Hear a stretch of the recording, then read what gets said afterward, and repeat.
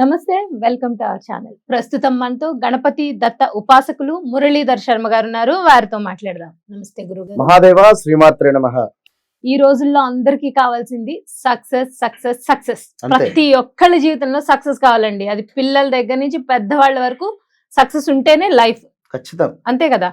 So కాబట్టి అటువంటి success మాకు కొంతమంది ఎంత కష్టపడుతున్నా రావట్లేదు అని ఫీల్ అయ్యే వాళ్ళు కానీ, లేకపోతే చాలా మంది ఏంటి జీవితం ఎప్పుడు ఇంతేనా అని నిరాశ నిస్పృహలతో ఉన్న వాళ్ళకి కానీ, మీ మాటల ద్వారా, మీ రెమెడీస్ ద్వారా ఇప్పుడు మేము సక్సెస్ ని సాధించాలనుకుంటున్నాం. దానికి రెమెడీస్ 100% పొందవచ్చును. బట్ అది ఈ వీడియోలో తెలుసుకుందాం. వీరికి చెప్పేదానికంటే లైవ్ లో వీరికి ఇవాళ ఇప్పటి వరకు ఎక్కడా చెప్పలేని విధంగా ఒక కొత్త సబ్జెక్ట్ తో మన రెడ్ టీవీ భక్తిలో వీరికి ఆవిష్కరించబోతున్నాను. సూపర్. ఓకేనా? ఆ బోర్డు తీసుకురావం ప్రకాష్. మీరు అడిగినటువంటి ప్రశ్నకు సమాధానం ఇది. ఆ బోర్డు అండి. Yes. సూపర్. ఈ అయితే బోర్డు సమాధానము.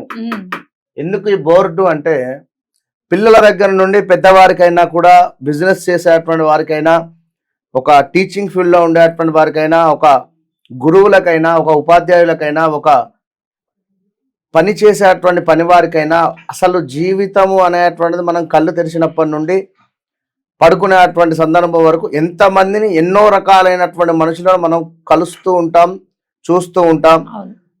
భిన్నత్వంలో ఏకత్వంగా ఉండేటువంటి పరిస్థితిని మన మనసులో ఉంచుకొని మనం మెదులుతూ ఉండాలి. ముఖ్యంగా సక్సెస్ అనేటువంటిది మనిషికి రావాలి అనుకుంటే ఈ ఫార్ములాను మీరు అప్లై చేసుకోవాలి. సింపుల్ గా ఫార్ములా ఇది 100% సక్సెస్ ఫార్ములా.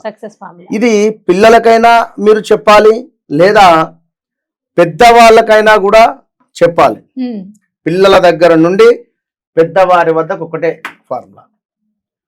ఫస్ట్ ఫార్ములా నవగ్రహాలు ఇవి మొత్తము కూడా. సో ఇది సూర్య భగవానుడు మధ్యలో ఉండేటువంటిది.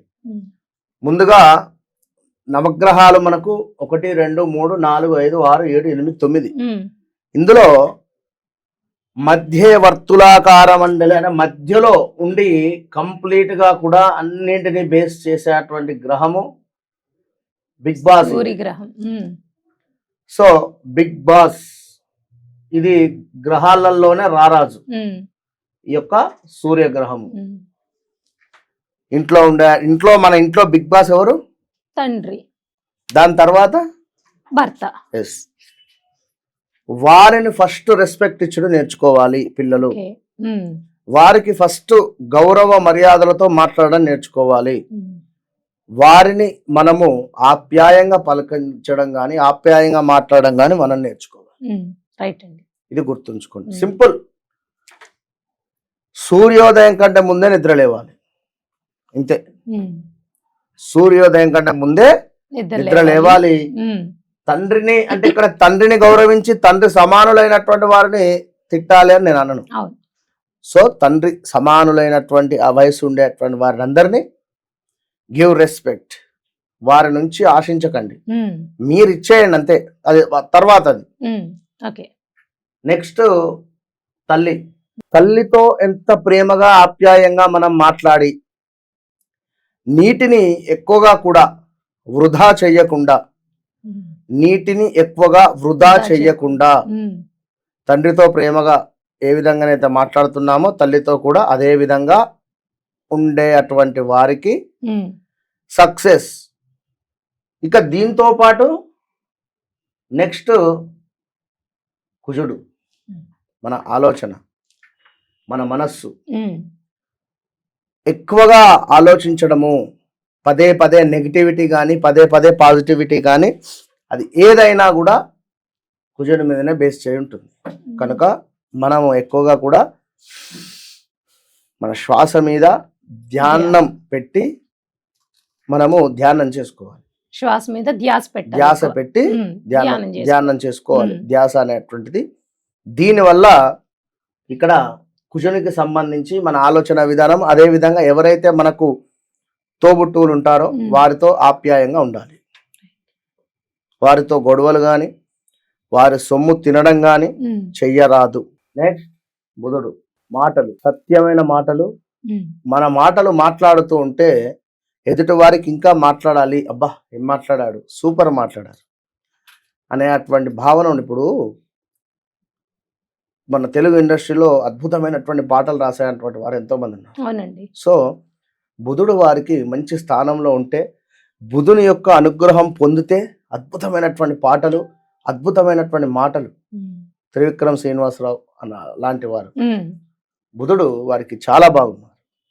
సో మనం ఏం చేయాలి, మన మాటలు ఎంతో పొదుపుతో ఎంత మాట్లాడాలనో అంతే మాట్లాడాలి, ప్రియంగా మాట్లాడాలి, అంతే. ఇంతే ఇక ఎదుటి వ్యక్తిని బాధపడేటువంటి విధంగా కూడా మనం మాట్లాడకూడదు. చెప్పాలి సమాధానం. ఆ సమాధానం ఎట్లా ఉండాలంటే వారికి మనసుకు నొప్పి కలగకుండా ఉండాలి. నెక్స్ట్ ఇక్కడ గురుగ్రహం,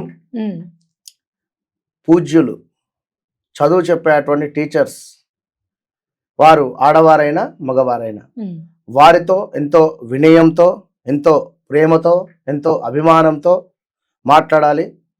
ప్రతి గురువారము వారికి ఏదైనా ఒక గిఫ్ట్ అనేటువంటిది మనం ఇస్తూ ఉండాలి, సర్ప్రైజ్ చేస్తూ ఉండాలి. ఎప్పుడైనా గురువులను కానీ పూజ్యులను కానీ మనం సర్ప్రైజ్ చేస్తూ ఉంటే ఎక్సలెంట్ చదువు కానీ, పిల్లలకైనా జాబ్ రిలేటెడ్ కష్టాలు కానీ అన్ని తొలగిపోతాయి ఖచ్చితంగా. ఇక శుక్రుడు ఎప్పుడూ సంతోషంగా ఉండాలి. ఎప్పుడు ఏదో పోగొట్టుకున్నట్టు ముఖంలో ఒక క్వశ్చన్ మార్క్ కానీ, ఇంతే నా జీవితం, ఇంతే నా బతుకు, ఇంతే వద్దు, అంతే అవుతుంది.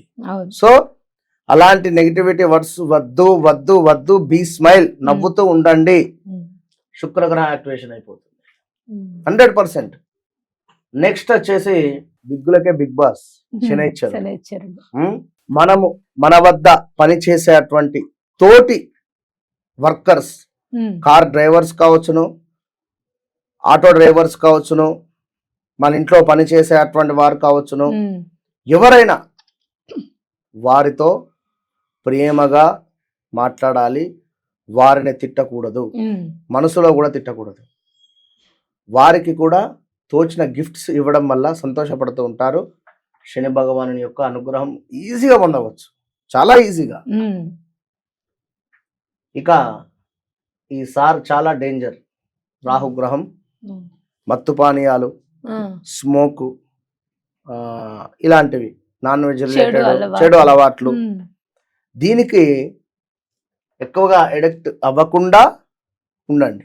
ఈ రోజుల్లో అయితే మొబైల్ ఫోన్స్ కూడా, మొబైల్ ఎక్కువగా ఎడిక్ట్ అయితే రాహు యొక్క ప్రభావం ఎక్కువ ఉంటుంది, నెగిటివ్ అయిపోతుంది మనకు. సో నెక్స్ట్ అన్నిటికంటే అద్భుతమైన గ్రహము కేతువు. ఇవి 8 గ్రహాలు ఒక ఎత్తు, ఈ కేతు గ్రహం ఒక ఎత్తు. వెనకాల మాటలు గుర్తుంచుకోండి, వెనకాల మాటలే ఇప్పుడు నడుస్తున్నాయి. అవును, కరెక్ట్. మీరు నేనున్నాం, మూడో వ్యక్తి గురించి ఎందుకు, ఇక్కడ లేడు కదా. వారు మంచి చేయని చెడు చేయనివ్వండి, ఎందుకు వారి గురించి మైనస్ మాట్లాడడం. దీనివల్ల కేతు యొక్క బీభత్సమైనటువంటి ఆ యాక్టివేషన్ అయిపోయిన తర్వాత కేతు ఇచ్చేటువంటి మైనస్ చెడు ఫలితాలు తట్టుకోలేరు, బిల్కుల్ తట్టుకోలేరు. ఈ యొక్క హాస్పిటలైజ్డ్ మనీ ఖర్చు కానీ,